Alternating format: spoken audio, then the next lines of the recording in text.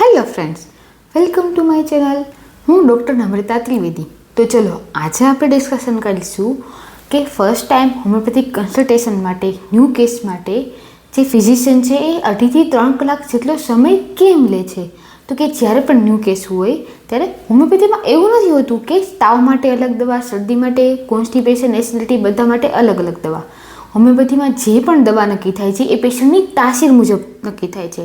પેશન્ટની રોગની તાસીર કેવી છે, શારીરિક તાસીર, માનસિક તાસીર, આ બધું જ નક્કી કરવા માટે હોમિયોપેથિક ફિઝિશિયનને 2થી 3 કલાક જેટલો સમય લાગે છે કન્સલ્ટેશન માટે. શું થાય છે, હોમિયોપેથીમાં જે પણ ફિઝિશિયન દવા નક્કી કરે છે એ પેશન્ટની જે રોગપ્રતિકારક શક્તિ છે એને વધારી દે છે. હવે જેમ રોગપ્રતિકારક શક્તિ વધશે તો જે રોગ છે એ જળ મૂળમાંથી આપોઆપ જ જશે.